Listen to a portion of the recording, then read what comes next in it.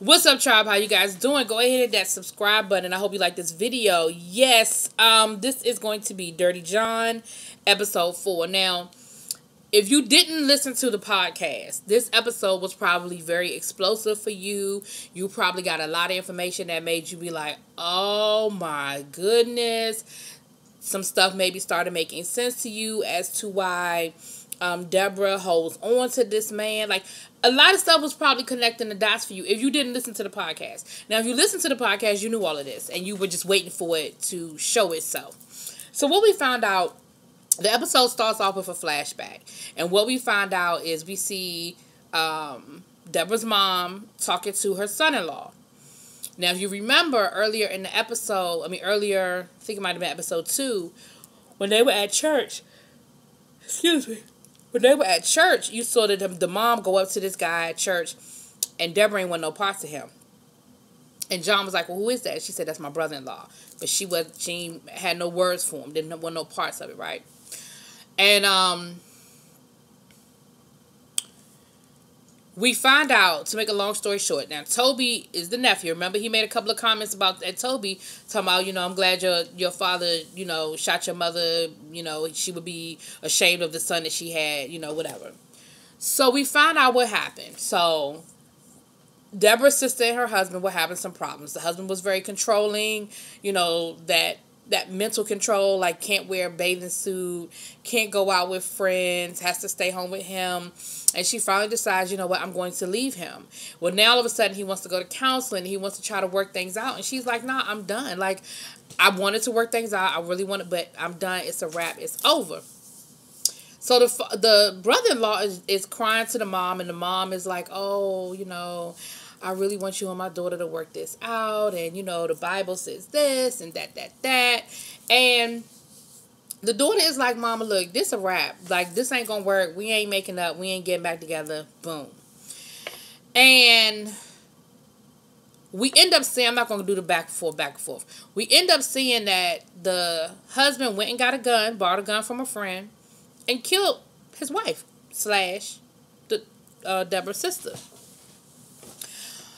The mother went and visited him in jail. He apologized, and he even was like, why are you here? Why don't you hate me? And she was like, because, I see the good in you, and God says we should forgive, and blah, blah, blah. Even to the point where she goes to the lawyer for him and agrees to testify on his behalf in court.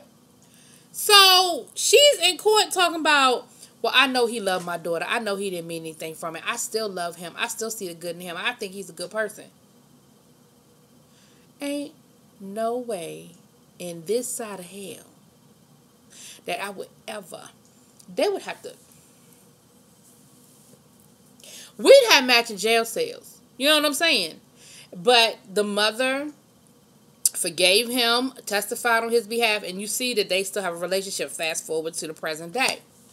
So that's why that whole thing with Toby bit so deep, because Deborah clearly had told John that whole story, that whole scenario, and he threw it back at Toby, because Toby was the son of the sister who was killed. And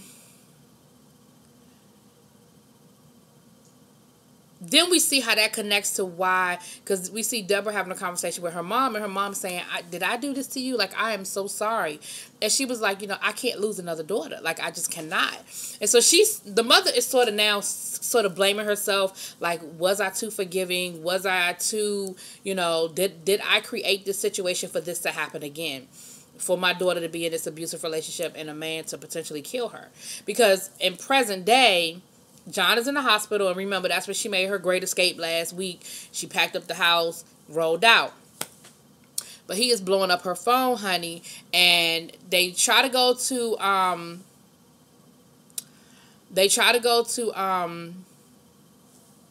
the police, and the police was like, he hasn't committed any crimes. Like, he didn't violate his parole. He's not violating any restraining orders or anything that's out against him. He hasn't done anything wrong.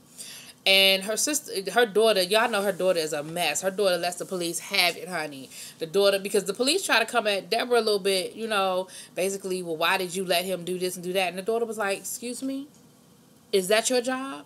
Is that what we pay taxes for? For you to make my mother feel bad? For you to make my mother the victim? She is the victim. How you gonna blame my mother for that? I mean, oh, honey, to the point where he ended up apologizing by the time she got done with his ass. But he wasn't asking a crazy question. You know what I'm saying? Well, Deborah ends up moving into like a corporate apartment building where her daughter once again was like, they don't even have room service here, right? Oh my gosh, this room is just terrible. Like, honey, the daughter is a mess. The whole time, John is blowing up her phone, texting her, blowing up. And she changes the will. She tells her daughter that she got the annulment and that, everything is everything, right? Honey, she goes to see John. And John does what con artists do. He explained everything away. Oh, he admits to being a drug addict. And then basically he blames everything on, but I was on drugs and I wasn't thinking clearly and I was just this and I was high. And like everything was because he was on drugs. Then she said, well, what about the restraining orders? Those are lies. My ex-wife, she filed a restraining order on me. It was a lie. She said, but that wasn't the only one. You have a lot of paper. Those are lies. Those are people who sound like me. That's not me. That's not me. She said, well, he said, I try to get a lawyer to get it expunged, but you have to have money to get a lawyer. And I just don't have the money. I can't afford to do it. But you got to believe me. It wasn't me. It's not me. She said, well, you lied about the shrapnel. You said you got it in Iraq, but you never went to Iraq. Honey, he tells her this story about, and she said, and what about the cyanide? He said, well, I was diagnosed with MS. And MS isn't curable. You can't do it. You can't treat it. You can't cure it. And so I got the cyanide pill because I always said, if things got to be too bad, then I would just take my own life. I would just end it. And then he tells her, and, after his ex-wife, whoever, Connie or whatever, after she got me arrested and I had to deal with that whole court case, I got a bottle and I went to a hotel room and I was just going to end it. But I had the wrong size syringe. So all I did was pass out. It didn't kill me. And the next morning I woke up with blood all over me from the glass from the bottle. And that was my shrapnel. I was the shrapnel. Honey, he told her that story, and you see her sitting there like the wheels are just turning. Tick, tick, tick, tick, tick, tick, tick, tick, tick, tick, tick. And everything she throws at him, he has an excuse, honey. He's got a story. He admitted just enough to get the sympathy. I'm a drug addict. Yes, I am. Yes, I am. I'm a drug addict. Honey. And I said, if I hadn't read the podcast, I knew what was getting ready to happen. I said, he got her. He got her. And they keep flashing back. The whole time they're flashing back to the story with the situation with her sister and the mother giving him a second chance and the mother saying, well, I still see good in him. I still think he's a good person. Like that whole flashback, back and forth, back and forth. And so again, you see that internal struggle with her with, I know this man did this, that, and the other, but he treated me so good and I loved him. And, she wants to believe him. She wants to believe what he's telling her is a true story, is legit. And I ain't lying, y'all. By the time he got telling that story, I was believing him. I said, oh, that's the shrapnel. He's the shrapnel. It was a mess. It was a big old mess. And,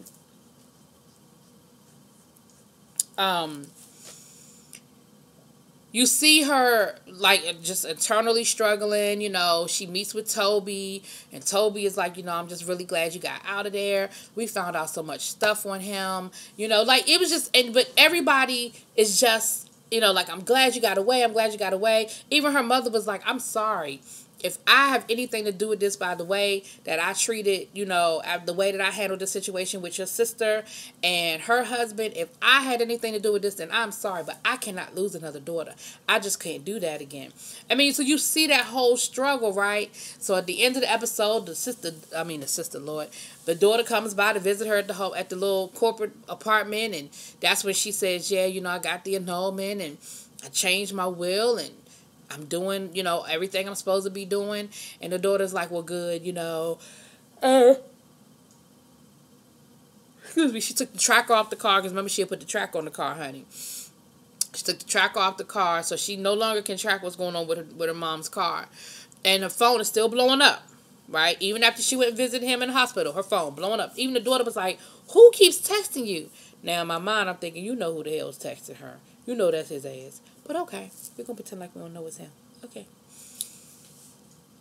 Next thing you know, we get to the end of the episode, honey. Who is being wheeled out of the hospital room, and who there to pick him up? I said, okay, all right, we're going to see how this work out for you. But yeah, I mean, I'm not going to belabor this is a short review, because I'm not going to belabor the back and forth with the storyline with the mom and the daughter, because I ain't even going to drag that out. You saw what happened. She forgave that man. Ain't no way in the world. I couldn't do it. I know what God says, but God just going to have to work on me with that one, because I couldn't do it. Not to that extent. Not to the extent that I'm going to go and testify for him. Hell no. Now, God might have worked on my soul to the point, and worked on my heart to the point where I might have been able to forgive him eventually. But this dude ain't even been through trial yet, and you testifying on his behalf? Your daughter is dead. Ain't no way in hell. I just ain't that good of a Christian. I just can't do it. Anyway, y'all let me know what y'all think. Drop it in them comments. I know this was a short review, but I ain't going to belabor that whole storyline, y'all. But y'all drop it in them comments. Y'all let me know what y'all think.